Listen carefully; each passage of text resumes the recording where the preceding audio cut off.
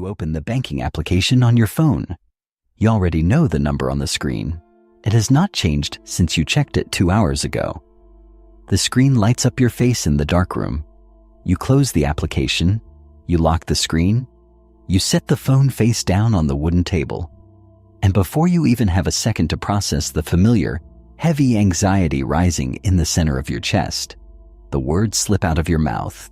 They are whispered into the empty room, just like they always do. I am broke.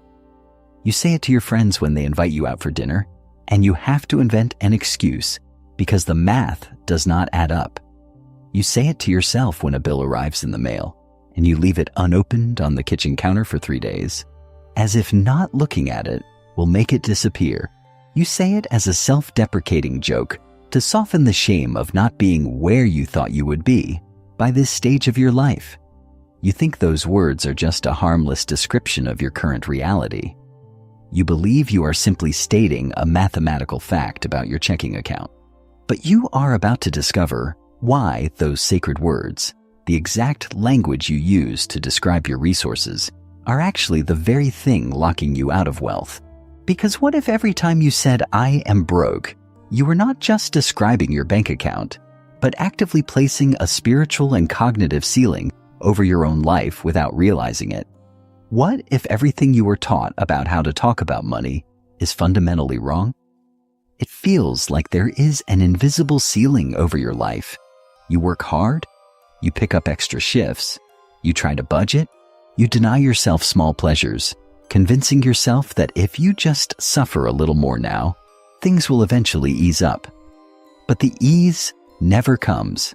And every time you look at your finances, your immediate knee-jerk reaction is that heavy, suffocating phrase, "I cannot afford it." And it is not just the lack of money that exhausts you. It is the physical sensation that comes directly with those words. Notice what happens to your body the moment you say them. Your shoulders drop. Your breathing becomes shallow. The muscles in your jaw tighten. The moment you say, "I am broke," a profound sense of powerlessness washes over you. It feels like you are declaring a permanent state of being, a fixed identity that you can never escape. You feel ashamed to admit your financial situation, feeling like a failure as a provider, as an adult who should have figured this out by now, so you repeat the script you learned a long time ago. Think about the exact physical mechanics of that moment when you check your balance. You are probably sitting on the edge of your bed, or standing in line at a grocery store, trying to calculate if the card will decline. You open the app. The number is there in stark black and white. Before your conscious mind can even process the digits, your body reacts. Your throat tightens. The air in the room suddenly feels heavier, and then comes the whisper, "I am broke."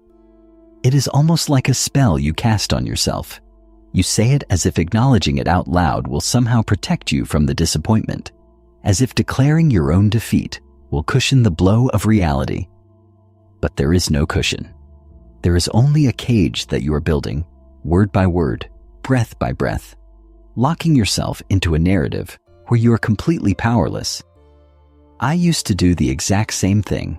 Growing up in Nsukka, Nigeria, I heard the adults around me constantly repeating phrases of scarcity and financial impotence. "Money does not grow on trees," they would say, shaking their heads tiredly at the kitchen table after a long day in the heat. "We are broke," they would sigh, almost as a reflex, a defense mechanism against the unpredictable nature of the world. They said it without questioning it. It was the background noise of my childhood, the rhythm of our daily existence. The phrase was used like a shield. If you already declared that you had nothing, then the world could not disappoint you when it gave you nothing. It was a preemptive strike against hope, and I absorbed every single syllable of it, letting it settle into my bones before I even understood what currency was. And when I moved away, crossing the world to the United Kingdom, struggling to pay for my studies, and living on the absolute minimum, I caught myself repeating those exact same words every single month. I would look at the prices in the grocery store in London and whisper under my breath, I am broke. I would look at the cost of textbooks, calculating the impossible math in my head, and sigh I cannot afford it. I thought I was just being a realist. I thought I was just calling it like it is, facing the harsh truth of my bank balance with brutal honesty. But I was making a terrible mistake. I was doing something far more dangerous than just struggling to pay my rent in a foreign city.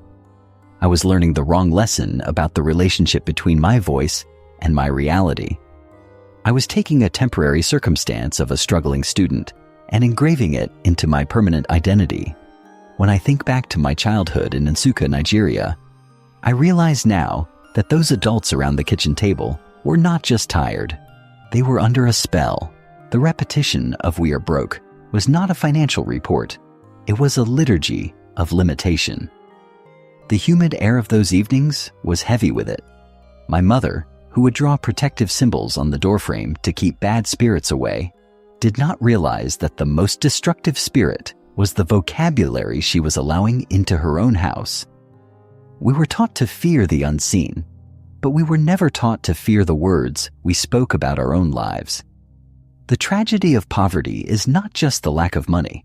The true tragedy is the vocabulary it imposes on you, the linguistic prison it builds around your mind until you can no longer even imagine a way out. You see, the words we speak in our most vulnerable moments are not just sound waves dissipating into the air. They are instructions. They are commands we issue to our own nervous system and to the reality unfolding around us. When you look at an empty bank account and declare that you are broke, you feel a twisted sense of comfort. It is the comfort of finality. If you are broke, there is nothing more you can do. The responsibility is lifted.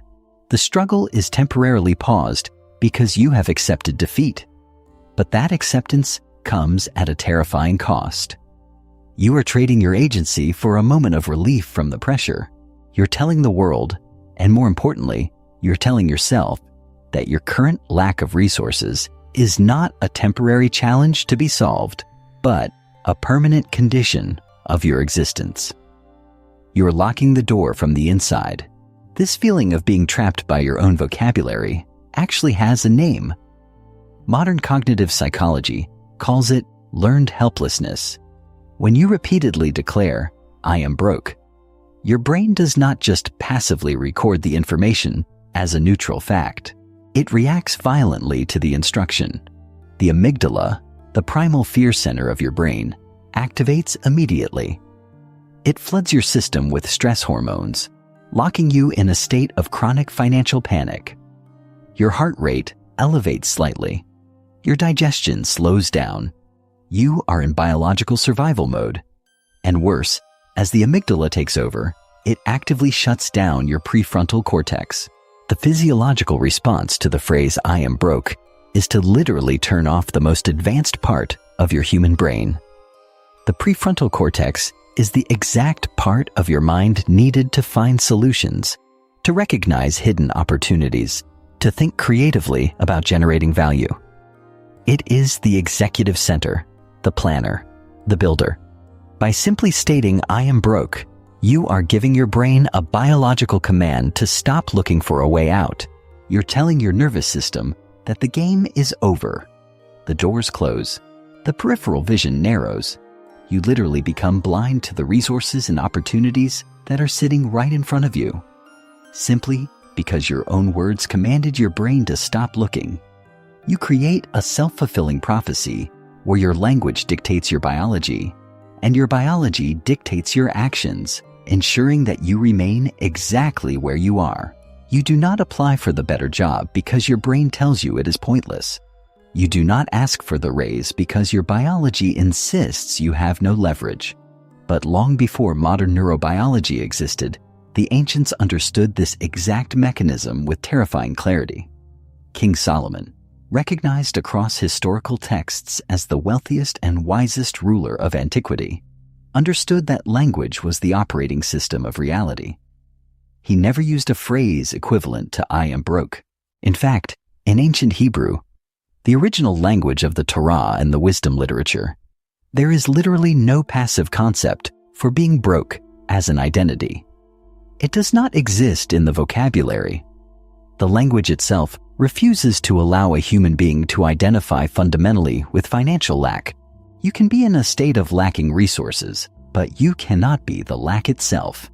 Rabbi Daniel Lapin, a renowned scholar of Jewish economic wisdom, points out something staggering about the Hebrew language that most people completely miss when reading translated texts. The root word for word in Hebrew is Davar. But Davar also translates directly to concrete matter or physical substance. Read that again. Word and physical substance are the exact same concept. They share the identical root. In the ancient Solomonic worldview, your words and your physical reality are not two separate domains. They are not disconnected realms of existence. They are intimately intertwined. Your spoken declarations structure your financial reality and set physical boundaries over your life and your resources. When you speak a word, you are manipulating matter. You are shaping the architecture of your tomorrow. When Solomon wrote in Proverbs 18:21 that death and life are in the power of the tongue, he was not speaking in abstract, poetic metaphors. He was not being dramatic for literary effect. And he certainly was not talking about modern manifestation or some magical law of attraction where you just think happy thoughts and money falls from the sky without doing any work. That is an illusion built for people who want the reward without the sacrifice. Solomon explicitly taught in Proverbs 14:23 that in all labor there is profit. He understood that wealth requires disciplined, relentless action. No, what he was talking about in Proverbs 18 was a binding decree. He was explaining the fundamental physics of the spiritual and cognitive world. He was giving us the blueprint of how human beings interact with divine stewardship. The ancient sages in the Babylonian Talmud, commenting on these very principles in Tractate Sanhedrin 92a and Tractate Bava Metzia 85a, issued a chilling warning about human speech. They warned that declaring poverty out of frustration places a gezerah over your own sustenance. A gezerah is not just a passing thought. It is a binding limitation.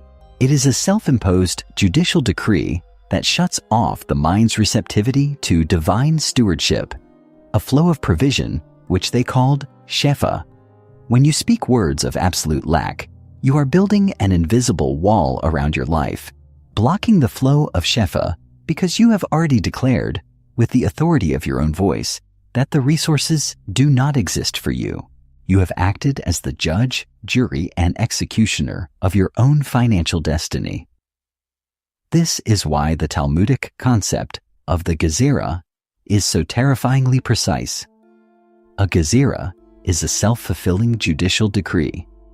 When the ancient sages in the Babylonian Talmud warned that declaring poverty shuts off the shefa, the divine flow of stewardship, they were describing a psychological and spiritual blockade. You see, the universe responds to the authority of your words. When you declare, "I am broke," you are acting as a sovereign judge over your own life, passing a sentence of limitation. The shefa, the flow of resources, opportunities, and creative ideas, hits that decree and bounces off. Why would divine stewardship deliver resources to an administrator who has already declared bankruptcy? Why would the prefrontal cortex expend energy looking for solutions when you have already commanded the amygdala to shut everything down? Every time you say, "I am broke," you are converting a temporary liquidity shortage into a permanent identity decree. You are taking a mathematical problem, the fact that your expenses currently exceed your income, and turning it into a spiritual sentence. You are not just stating a fact, you are closing a door. You are telling your brain and your spirit to stop looking for opportunities, to stop seeking solutions, to accept defeat as your natural state. You become comfortable in the lack because the lack is now who you are. And once you identify as someone who is broke, every decision you make will subconsciously align with that identity to ensure you remain exactly where you are.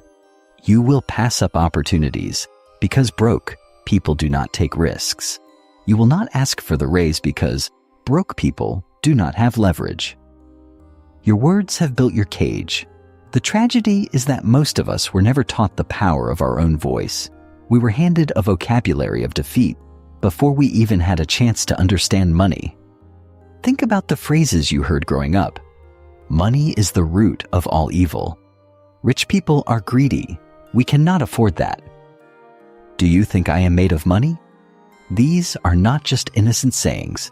They are generational curses passed down through language. They are the gezerah that your parents placed upon themselves and that you inadvertently inherited. You did not choose this vocabulary. It was given to you.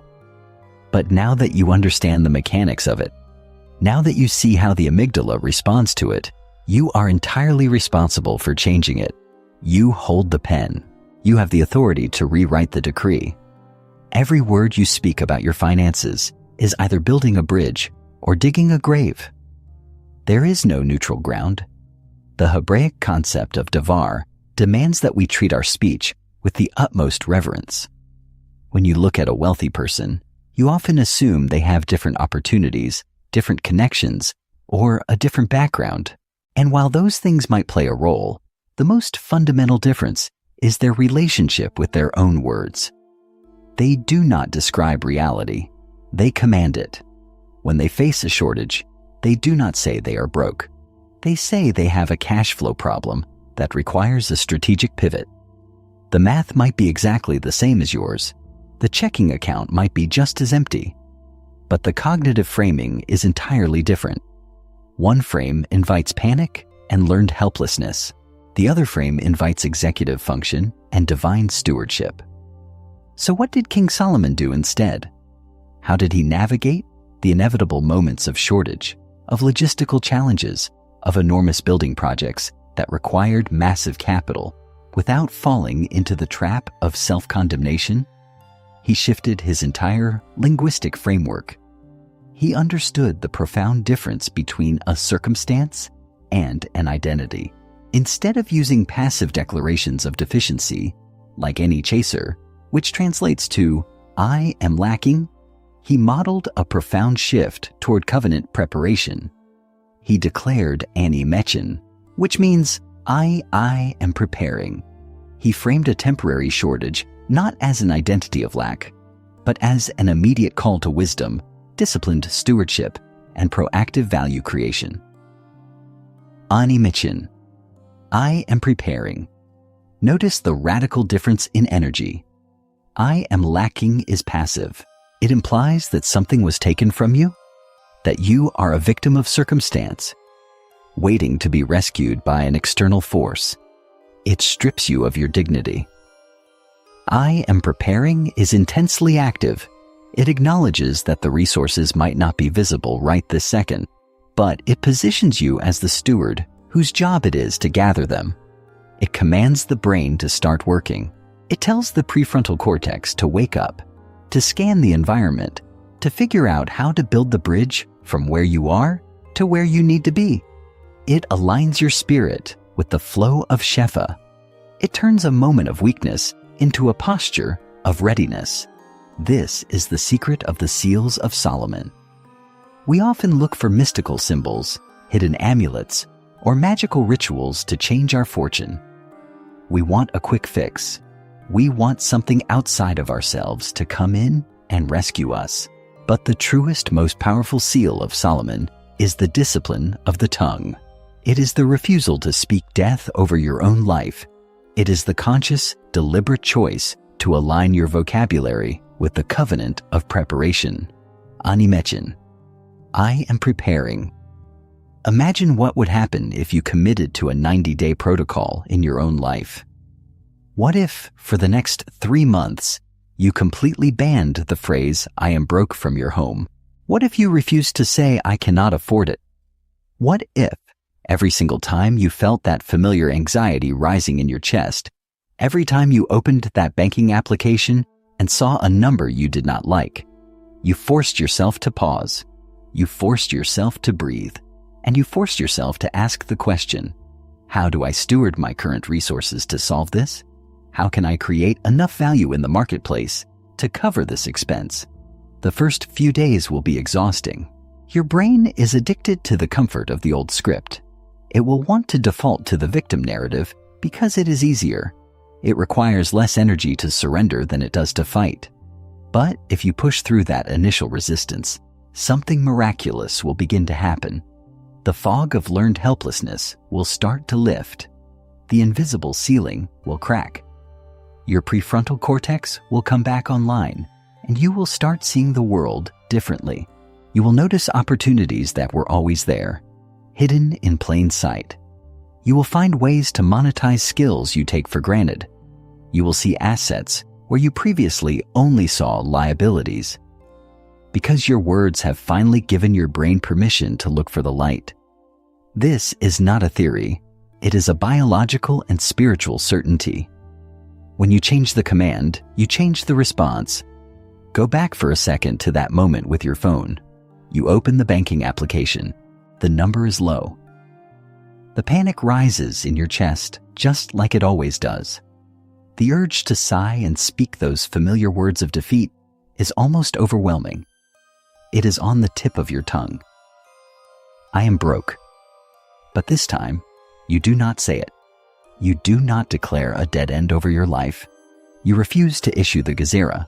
Instead, you look at the number, you take a deep breath, and you ask a question. You say, how do I steward resources for this? How can I build value to cover this? Do you feel the difference in your body just hearing that? The first statement, I am broke, shuts your brain down. It collapses your posture. The question, how do I steward resources for this, forces your mind to seek solutions. It opens you up to stewardship. It activates the very centers of your brain that are designed to solve complex problems. You stop being a victim of your bank account, and you start acting like the administrator of your life. The power moves from the external circumstance back into your own hands. You reclaim your agency. This is not just ancient theology. It is intensely practical, real-world strategy. In a documented business turnaround case study from 2024, a financial coach named April Reed worked with a struggling business owner who was on the verge of bankruptcy. The owner repeatedly stated to her team, "We are broke, and we cannot afford inventory." It was the daily anthem of the company. Every meeting started with it. Every decision was framed by it. It was the lens through which they viewed every single problem. April implemented a strict 90-day protocol. She outright banned the phrase, "We are broke," from the premises. No one was allowed to say it. Instead, she replaced it with Solomon's inquiry framework. Every time a financial hurdle arose, they were forced to ask, how do we reallocate resources to fund this order? By simply shifting their cognitive focus from passive lack to active resourcefulness, the results were immediate and staggering. They stopped panicking and started looking. Within weeks, the team uncovered $14,000 in unused equipment sitting in a warehouse that they could easily liquidate. They generated immediate capital, funded the inventory, and returned the company to profitability. The resources were always there. The money was sitting right in front of them the whole time. They were just blinded to it by their own words. The moment they stopped declaring lack and started asking how to steward, the answers appeared. The gezerah was lifted, and the shefa began to flow again. You were never cursed. The universe is not conspiring to keep you poor. You were just using the wrong vocabulary to describe a temporary season of your life. Your words were never meant to be a cage. They were designed by the Creator to be the very tools you use to carve out your reality, to structure your environment, to call forth order from chaos. The next time you feel the pressure of an unpaid bill, the next time the math does not seem to add up, guard your mouth. Do not surrender your authority to the panic. You are not broke. You are in a season of preparation. You are being forced to develop the wisdom required to handle the wealth that is coming. The silence that follows the panic is not empty. It is you protecting yourself, preparing the ground. You are doing the best you can with the tools you were given, And now you have better tools. If you have made it this far and this conversation resonated with you, consider subscribing. The YouTube algorithm only shows this content to people who signal they want more of it. And we have many more of these stories to tell, ancient truths that have been buried under modern noise, waiting to be brought back to the surface. Tell me honestly, what negative phrase about money have you caught yourself repeating this month? And are you ready to replace it with a question of stewardship today? I read every response below.